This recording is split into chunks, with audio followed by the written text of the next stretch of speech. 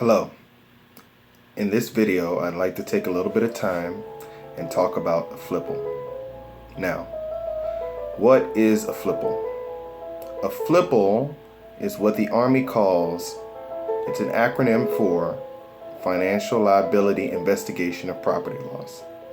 So, when does a FLIPL affect a soldier or a civilian?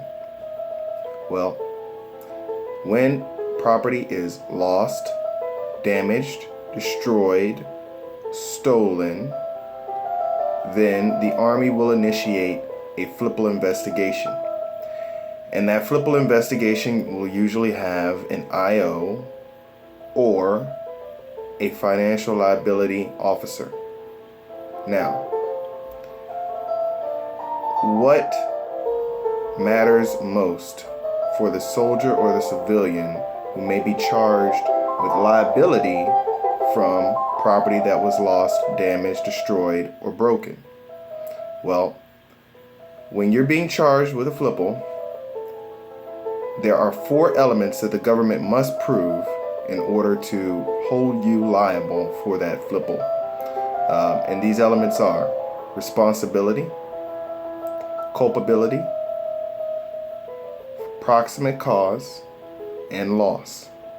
So let's take a few seconds to talk about each. Now, responsibility is what responsibility you had over that government property.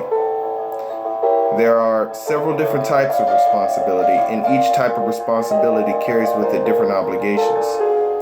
There's command responsibility, supervisory responsibility, custodial responsibility, direct responsibility, and personal responsibility.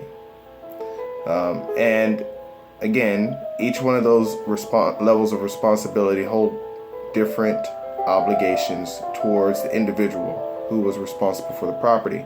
Personal responsibility, where you just have physical control over some property, is going to be, your obligation is going to be different than a commander who has responsibility over the property in his company or his battalion or his brigade. So that is the first element. The government must prove you were responsible for the property. The second thing the government must prove is that you were actually negligent, or what the regulation calls culpable. Now, there are 3 different types of culpability. There's simple negligence, there's gross negligence, and there's willful misconduct. Now, this is relevant only for the valuation purposes. If you are grossly negligent, or if you committed willful misconduct, then you can be held for a lot more liability than a person who is only simply negligent. But you must be negligent, and the government must prove it. And if they can't prove it, then you should not be held liable for the loss. The next element is called proximate cause. Now, proximate cause is a little bit of a foreign concept for people who are not lawyers, but the easiest way to explain it is that it's the most direct cause of the loss. It's the most immediate and direct cause of the loss. And your actions must be the most immediate or direct cause of the loss. And if they're not, then you are not the proximate cause of the loss. This is probably the strongest argument that most respondents have against being held liable for financial liability investigations.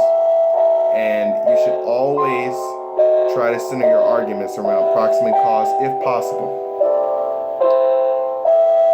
The final element is loss. There must actually be some loss to the government. And you would be surprised, there are some occasionally investigations where there is no loss and people are still held responsible. But there must be loss. Those are the main elements that the government has the burden of proving that you committed in order to hold you liable for property. There are some timing restraints on the government as far as processing a FLIPL, when you were given an opportunity to respond. And there are also other factors to consider, depending on each case. So I urge you, if you've been held liable for a piece of government property that was lost, broken, damaged, or destroyed, please consult with your local legal assistance attorney who can help you provide a competent rebuttal, or alternatively, a local attorney in the area who practices military administrative law. I hope all is well with you. Thank you.